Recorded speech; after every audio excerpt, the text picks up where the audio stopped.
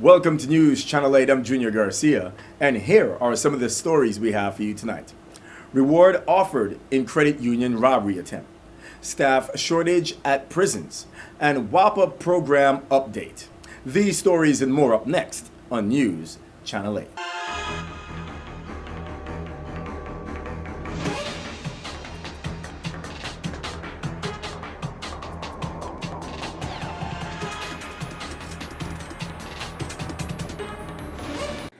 News Channel 8 is brought to you by Omega XL.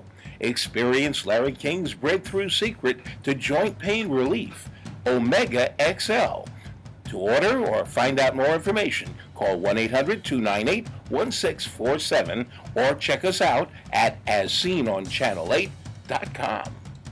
In tonight's top story, at a press conference held today on St. Croix, the Virgin Islands Police Department announced that a $10,000 reward is being offered in the armed robbery attempt of the Mid-Island Federal Credit Union on St. Croix last week. I want to put out to the community that we have been afforded the opportunity to offer a reward for the arrest of the persons that perpetrated a crime on last Friday on the Federal Credit Union. The credit union has made an offer of $10,000 for information leading to the arrests and hopefully the conviction of these perpetrators. And I think that this is one of a very good opportunity for somebody who knows something to say something, come forward. We are asking you, please come forward. We have made some inroads into this investigation, and anything that you have to offer, we'll just put the cap on it. Again, there is a $10,000 reward offered by the credit union, the Mid-Island Credit Union, and we were hoping seriously that somebody claims it. Thank you very much. Please contact police if you know something about this crime. In other news, at the same press conference, VIPD top brass also revealed the department's National Labor Day enforcement crackdown on drunken driving. Here is Police Commissioner Rodney Carrad Sr. at today's announcement. We who reside here in the territory must always keep in mind, if we truly care about our family, friends, and loved ones, to always do whatever possible not to allow anyone who have been drinking or is impaired in any way to operate a vehicle on our roadways. That one time of not doing the right thing just might be the last time or the last chance you had to protect everyone, including the motoring public, their passengers, and pedestrians. Our nation's upcoming Labor Day holiday should be a fun and festive time. All too often it turns tragic and is considered one of the deadliest times of the year on our nation's roadways due to the rise in impaired driving. Driving while drunk isn't worth the tremendous risk. No matter your age, if you decide to drink, even just one or two, you better find a safe and sober ride home, or your chance of getting arrested or worse is going to be high. It's usually obvious to recognize someone who has been drinking or had way too much to drink. What about those who just had a few? You don't have to be falling down drunk to be a threat to yourself and others on the road. While these fatalities are devastating, they are fully preventable. Contrary to popular belief, planning ahead does not mean you can't still have fun. It means nothing more than taking responsibility and making a decision to keep you, your loved ones, and everyone on the road safe. Therefore, drive sober or get pulled over. New tonight, there isn't adequate staff or money for the proper operation of the VI correction system. Director Julius Wilson recently testified before the Senate of the critical shortages the Bureau is facing. We have utilized the resources provided for upgrading our facilities through the installation of fiber optics toward enhancing our new telecommunications system with an expected completion date by the end of fiscal year 2014. We look to purchasing additional cameras for internal and external monitoring, installing new interior locks with enhanced security features, training and hiring new correctional officers currently enrolled in the police academy, as well as a newly hired psychiatrist, LPNs and RNs, and other medical staff, to bring the Bureau up to standard. Additionally, meeting the increasing demands for the requisite medical needs of our inmates and detainees, designing a federal mandated medical record system, procuring a fire sprinkler system and fence alarms, and then implementing augmented training requirements for correctional officers, and the appointment of a new warden at the Golden Grove Adult Facility will lend to ensuring that these standards are indeed met. In our continued effort to improve staffing levels, our ratio is well under the industry level, as our current facility design with the number of posts to be maintains the required number of correctional officers. As you know, the agency is required to meet all constitutional mandates. The agency has been in litigation about these conditions for over 30 years. Moving along, today WAPA announced its intent to transition to propane as the territory's main fuel source during the first quarter of 2015. Propane use will significantly lower residents' utility bills. As most of you are aware, on July 25, 2013, WAPA signed a contract with Vital Virgin Islands Corporation to build the infrastructure needed to handle and store propane and convert 7 of our GE turbines to burn propane. As we indicated then, this project is expected to reduce WAPA's fuel costs by approximately 30%, or $90 million annually, which will be realized by our ratepayers. This project will also reduce emissions of greenhouse gases by approximately 20%. And I pause because, you know, although we've been working on this for such a long time, I still get goosebumps thinking about the benefits to the territory that this project is going to bring. But since signing the contract, we have implemented a very aggressive schedule to deliver the benefits of the propane conversion to the territory as soon as we possibly can. The project's front-end engineering and design, which we call FEED, proceeded in parallel with procurement, vendor selection, and contracting. And what this means by proceeding in parallel, it means that at the same time that the front-end engineering design is taking place, the procurement, the vendor selection, the contracting, all of those functions are occurring at the exact same time. Normally, you would have the FEED and the final design completed before the contractors are engaged. But because of our desire to advance the project and bring the much-needed relief to the ratepayers and to the territory, we did them essentially simultaneously. We regret to report tonight that former U.S. Ambassador and native Virgin Islander Terrence A. Todman has passed away. St. Croix Senator Kenneth Githens issued a statement on the ambassador's passing. I join with many other Virgin Islanders in extending condolences to his family and loved ones as we have lost a stalwart in Ambassador Todman. He will truly be missed. Channel 8 extends our condolences to the friends and family of the late ambassador. He was 88.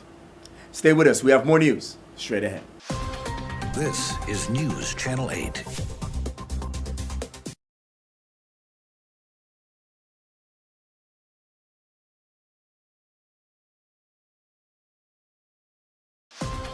This is News Channel 8. Welcome back to News Channel 8. 40 high-power rifles have gone missing in Trinidad and could possibly be in the hands of street criminals. Here is Cynthia Graham with those details and more in your nightly Caribbean report.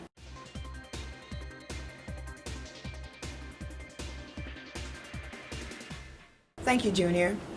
Police in Trinidad and Tobago have confirmed that an investigation has been launched into the disappearance of 40 high-powered rifles from the island's Forensic Science Center. The guns reportedly disappeared between 2013 and July 2014, and Acting Police Commissioner Stephen Williams said the Forensic Science Center was responsible for their safekeeping.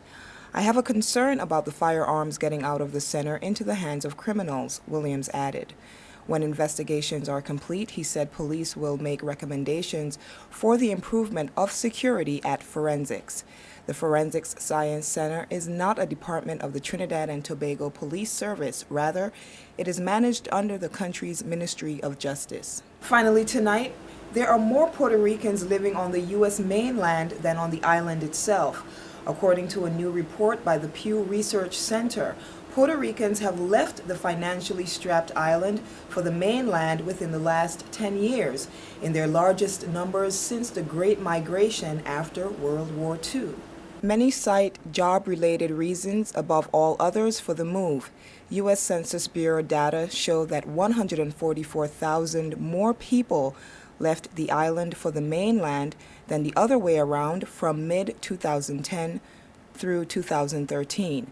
This number of migrants is significantly higher than during the entire decades of the 70s, 80s, or 90s. The escalated loss of migrants has fueled the island's first sustained population decline in its history as a U.S. territory, even as the stateside Puerto Rican population continues to grow. And this has been tonight's Caribbean Report. I'm Cynthia Graham. We'll be back here tomorrow to bring you more news and views from in and around the Caribbean. Junior, back to you.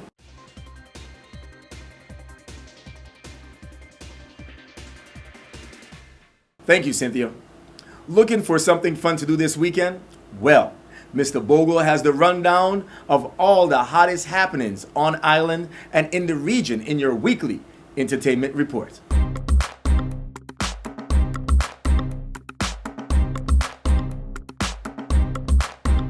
Thank you very much, Junior. Good evening to everyone. Welcome to this weekend edition of your entertainment report. And definitely we're going to start it off with this Saturday. You're looking someplace to go. It's all about Buju's annual Leo's Bash taking place at the Lime. So all the Leos, please come out and celebrate because you get in free before 12. On the card, you're going to have Big Cat Sounds, DJ Chubby, DJ Trooper. We're going to have Super Tracks International, DJ Carl with Selector Cuff. That's at the Lime. It's $10 before 12 or inflation after. Don't forget, it's all about Buju's annual Leo's Bash. All you Leos, come out. You got drink specials for the ladies all night long. Then we're going to tell you that this Sunday is all about Spratnet Beach Bar and Grill. You got to go and check it out from about, let's say, 2 o'clock in the afternoon. You get something to eat, get something to drink. Take a swim, come back out, listen to some music of Top Shadow Sounds. That's this Sunday. And also you could check out Spratnet each and every Sunday. We got to also tell you about the big Virgin Islands Nice Peace Concert coming up on St. Thomas Market and your calendar. It's Saturday, August 30th. At the Austin Babe Monsanto Crown Bay Center. On the card, you're going to have entertainment by Pressure Bus Pike. You're going to have Peter Morgan.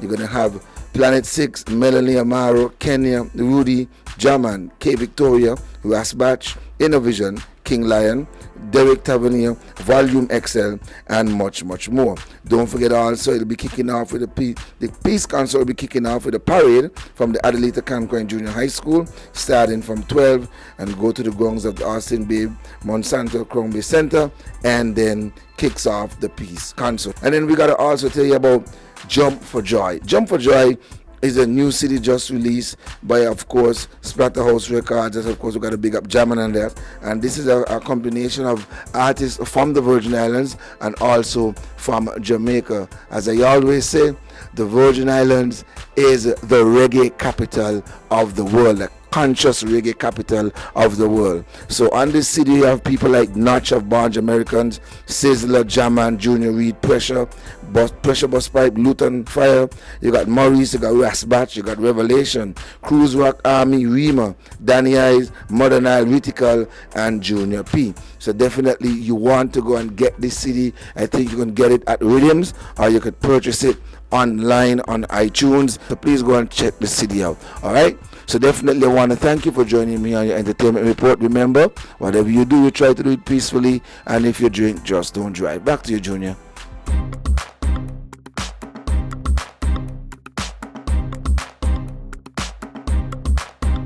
Thank you, Mr. Bogle. That was very exciting. Stay tuned. We have sports coming up next. This newscast has been sponsored by Mario's Virgin Crystal. Let us save you the hassle of lugging those jugs around. Purified bottled water conveniently delivered to your home or office. Also available in your favorite grocery store. Call 773-2810. This is News Channel 8.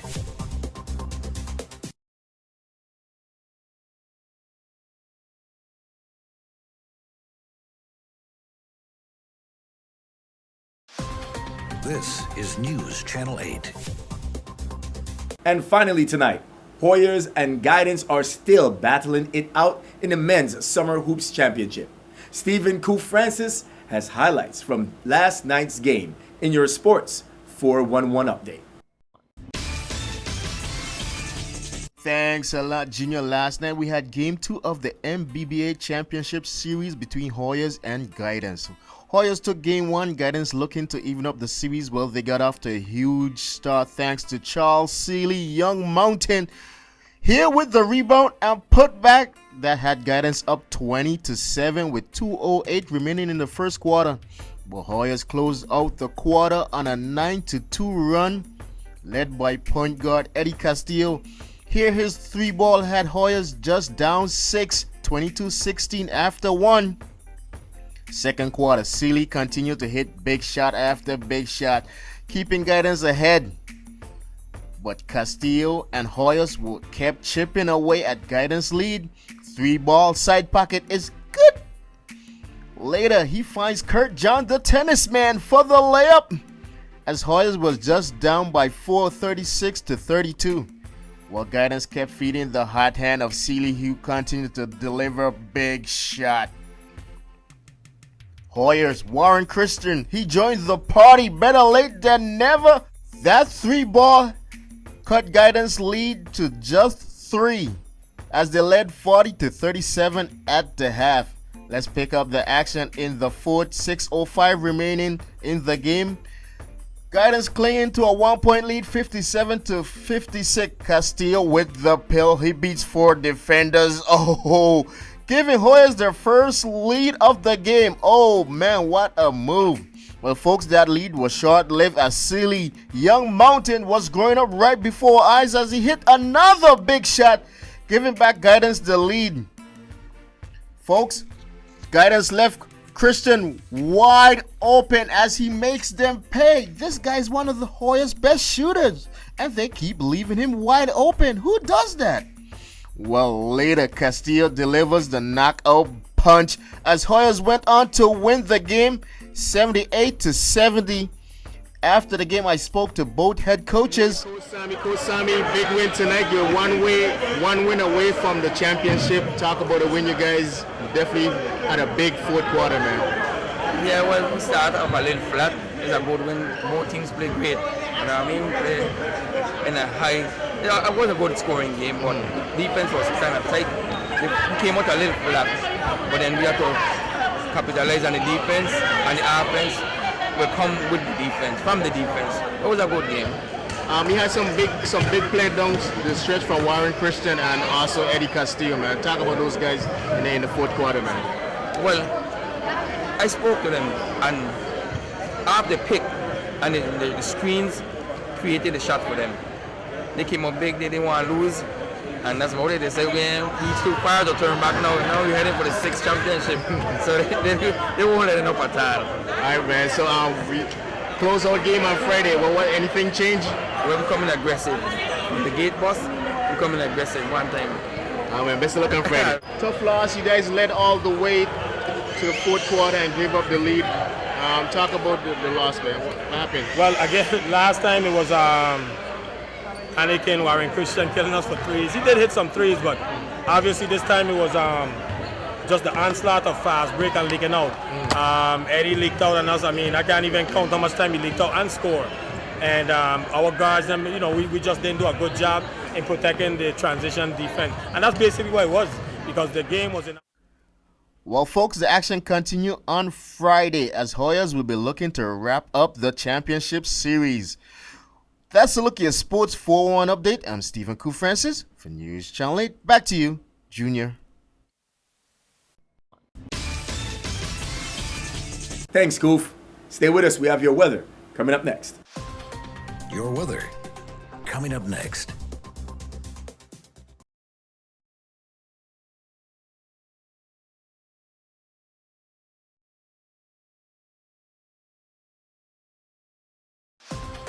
Your weather. And here's a look at your local weather. Tonight there will be isolated showers after 9 p.m., mostly clear with a low around 78 degrees. On Friday, expect mostly sunny skies with a high near 81. On Friday night, partly cloudy with a low around 78 degrees. On Saturday, expect isolated showers, then scattered showers and thunderstorms after 9 a.m., breaking way to mostly sunny skies with a high near 81 degrees, 50% chance of rain. On Saturday night, there'll be a low of 77 degrees and scattered showers and thunderstorms before 9 p.m., chance of rain 50%. On Sunday, mostly sunny with a high near 82, and Sunday night, 20% chance of rain, partly cloudy skies with a low around 79 degrees. This has been Alexis Barnes with your Channel 8 News weather. Thank you very much for tuning in. Do not forget to like us on Facebook at WSVI-CH8. Also, follow us on Twitter at WSVI-TV News Channel 8. And be sure to subscribe to Channel 8 on your YouTube at WSVI-TV News Channel 8. Watch us on your computer, plus use the free Dish Anywhere app to DVR us or see us anywhere in the world on your smartphone or tablet. I'm Junior Garcia, and World News is up next. Good night, Virgin Islands. News Channel 8 is brought to you by Omega XL. Experience Larry King's breakthrough secret to joint pain relief, Omega XL. To order or find out more information, call 1-800-298-1647 or check us out at AsSeenOnChannel8.com.